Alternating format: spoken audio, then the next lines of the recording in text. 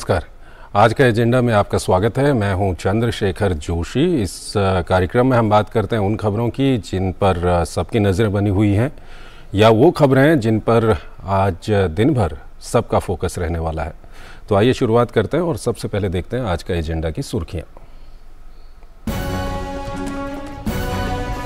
संसद में आज भी हंगामे के आसार। राहुल गांधी की माफी पर अड़ी बीजेपी, तो वहीं विपक्ष को भी चाहिए हिंडनबर्ग मुद्दे पर जेपीसी जांच। शोर शराबे के बीच फंसे कई विधेयक।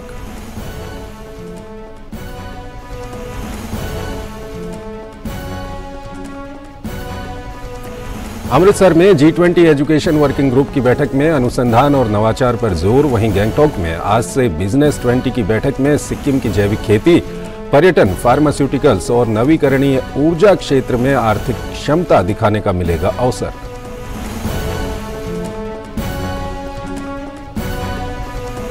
और रेलवे में नौकरी के बदले जमीन घोटाले में बिहार के उप मुख्यमंत्री तेजस्वी यादव की याचिका पर दिल्ली हाईकोर्ट में सुनवाई आज। उधर दिल्ली आबकारी नीति घोटाले से जुड़े मामले में बीआरएस नेता के कविता की ईडी के सामने आज फिर होगी पेशी।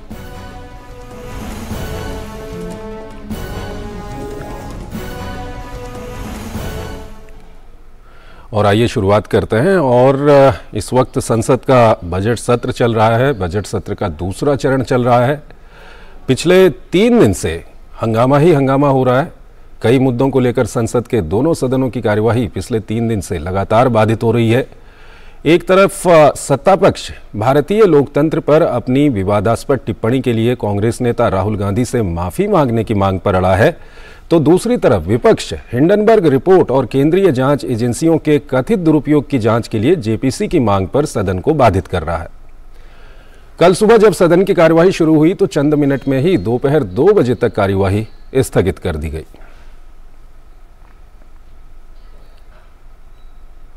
और कल लोकसभा की कार्यवाही जब 2 बजे फिर शुरू हुई तो शोर शराबा जारी रहा। इस बीच रक्षा राज्य मंत्री ने अंतर सेवा संगठन कमांड नियंत्रण और अनुशासन विधेयक 2023 लोकसभा में पेश किया। इस विधेयक का उद्देश्य सेना के तीनों अंगों में बेहतर तालमेल के साथ ही थिएटर कमांड्स गठित करने और इनके परिचालन को प्रभावी बनाना है। स्वागत है आपका। ब्रेक के बाद हम दरअसल अपने संवाददाता से बातचीत करना चाह रहे थे संसद की कार्यवाही और जो अभी केंद्रीय मंत्री किरण रिजिजू की ओर से एक बार फिर माफ़ी की मांग की गई है राहुल गांधी से, उसको लेकर के। लेकिन इस बीच में एक बड़ी खबर आ रही है। तेलंगाना में बीआरएस की विधायक और नेता के कविता अब से थोड़ी देर में दिल्ली में ईडी के दफ्तर में पेश होंगी। दिल्ली आबकारी नीति घोटाला मामले में तेलंगाना के मुख्यमंत्री चंद्रशेखर राव की बेटी के कविता पर भी आरोप लगे हैं। इससे पहले पिछले सप्ताह ईडी ने कविता से पूछताछ की थी। तब ईडी ने कहा था कि करीब 9 घंटे तक चली इस पूछताछ के दौरान कविता ईडी के ज्यादातर सवालों का जवाब देने से कतराती रहीं। पूछताछ का सिलसिला सुबह करीब 11 बजे शुरू हुआ था, जो रात करीब 8 बजे तक चलता रहा। वहीं इस मामले में कविता को सुप्रीम कोर्ट से राहत मिली नहीं है। अदालत ने बुधवार को कविता को अंतरिम जमानत देने से इनकार कर दिया। हालांकि कोर्ट उनकी याचिका को सूचीबद्ध करने पर सहमत हो गया है। 24 मार्च को उनकी याचिका पर सुनवाई होगी। हमारे संवाददाता नीरज सिंह हमारे साथ मौजूद हैं। नीरज, सबसे पहले तो हमारे दर्शकों को बताइए कि अभी क्या कुछ चल रहा है। देखिए चंद्रशेखर, ये ईडी ऑफिस है जिसके सामने हम लोग खड़े हुए हैं और यहीं पर के कविता अब से थोड़ी देर के बाद यहाँ पर पहुँचेंगी और बड़ी मात्रा में यहाँ पर पुलिस फोर्स और इसके अलावा जो पैरामिलिट्री फोर्स है उसके लोगों को यहाँ पर लगाया गया है, क्योंकि के कविता से पिछली भी जो पूछताछ हुई थी करीब 9 घंटे के करीब वो पूछताछ चली थी। 11 बजे वो पहुंची थी और 8 बजे तक ईडी के अधिकारियों ने उनसे सवाल जवाब किया था। ईडी का ये कहना है कि के कविता पूरी तरीके से कोऑपरेट नहीं कर रही हैं। जिन सवालों के जवाब ईडी चाहती है उन सवालों के जवाब के कविता नहीं दे रही हैं। के कविता इसलिए भी महत्वपूर्ण हो जा रही हैं, आपको बता दें चंद्रशेखर, कि दक्षिण का जो ग्रुप इस शराब दिल्ली की एक्साइज पॉलिसी में जो शामिल हुआ था उसमें के कविता की बड़ी एक भूमिका थी, क्योंकि अरुण पिल्लई उसमें एक बड़ी भूमिका निभा रहे थे। अरुण पिल्लई इस समय यहीं ईडी ऑफिस में मौजूद हैं। इसके अलावा बुच्ची बाबू भी ईडी ऑफिस में मौजूद हैं। बुच्ची बाबू के कविता के जो पूर्व कह सकते हैं कि अकाउंटेंट रहे हैं, तो उन दोनों को यहाँ पर रखा गया और अब के कविता जब यहाँ पर पहुँचेंगी तो उन सवालों के जवाब तीनों को साथ में बैठाकर ईडी के अधिकारी पूछेंगे।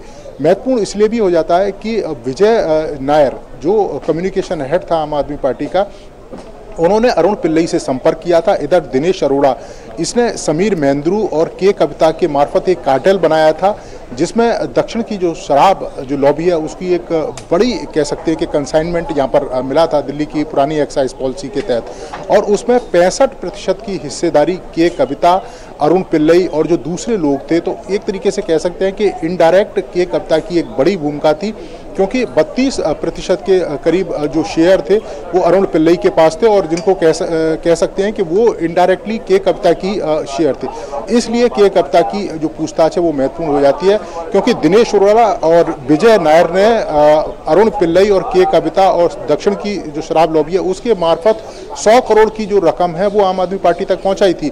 उस 100 करोड़ की रकम में 30 करोड़ गोवा के इलेक्शन है वहाँ पर खर्च हुए थे। इसके अलावा 70 करोड़ के आसपास की जो रकम है वो आम आदमी पार्टी के नेताओं के पास कह सकते हैं कि आपस में मिली भगत से वो रकम पहुंची थी। तो उस लिहाज से के कविता की जो भूमिका है वो काफ़ी महत्वपूर्ण है और कुछ देर के बाद ही वो ईडी मुख्यालय पहुंचेंगी और उनसे एक लंबी पूछताछ ईडी के अधिकारी करेंगे। और ईडी के अधिकारियों का ये कहना है कि वो चाहते हैं कि के कविता ईडी के सवालों के सीधे सीधे जवाब दे।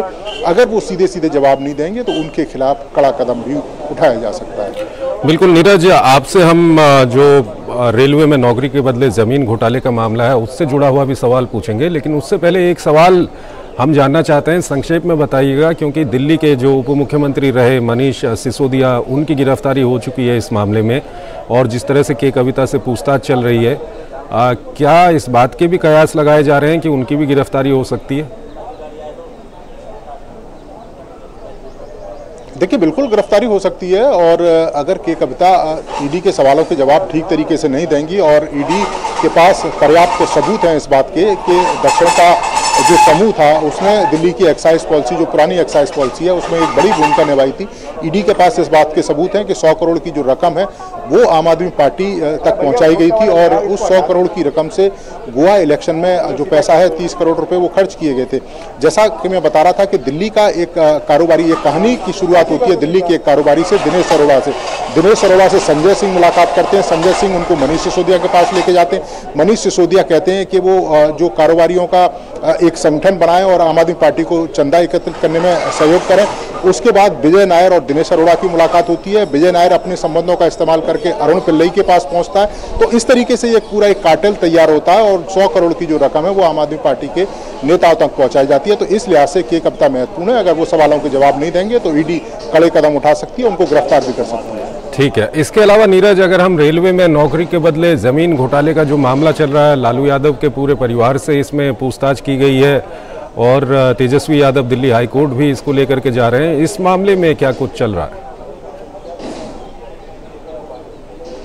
देखिए, बिल्कुल, क्योंकि अगर आप देखें कि सीबीआई ने जो चार्जशीट फाइल की है और सीबीआई की जो एफआईआर, उसमें इस बात का साफ साफ जिक्र है कि ज़मीन के बदले जॉब जिन लोगों को दी गई उसकी एवज में बड़े पैमाने पर ज़मीन अपने परिजनों के नाम, लालू प्रसाद यादव और उनके जो परिजन है, चाहे मीसा भारती, राबड़ी देवी, तेजस्वी यादव, इन लोगों के नाम ज़मीन ट्रांसफ़र की गई थी। उसमें एक सबसे इंटरेस्टिंग पहलू ये है कि पटना के अंदर 4 ज़मीनें ऐसी थी जो मात्र 7.5 लाख रुपए में लालू प्रसाद यादव के परिवार के पास पहुंची थी और उन्हीं ज़मीनों को करीब 3.5 करोड़ में, आप समझ सकते हैं कि 7.5 लाख में ज़मीन खरीदी और कुछ दिन के बाद ही उन्हीं ज़मीनों को 3.5 करोड़ में अबू दोजाना को बेच दी जाती है। अबू दोजाना इसके जो लालू प्रसाद यादव इनके करीबी थे और बिल्डर भी थे, इनकी पार्टी से भी जुड़े हुए थे, और वो जो 3.5 करोड़ की जो रकम होती है वो तेजस्वी यादव के खाते में ट्रांसफ़र की जाती है। 150 करोड़ का जो बंगला जो एबी डेवलपर्स के नाम पर ये जो नामित है बंगला, या कह सकते हैं कि तेजस्वी यादव और लालू प्रसाद यादव की जो लोग हैं उन्हीं के नाम ये कंपनी है, और 150 करोड़ की जो रकम जो इस वर्तमान स्थिति में आज के तौर पर नापी जा रही है, वो मात्र 4 लाख रुपए में ये बंगला अपने नाम कर लेते हैं।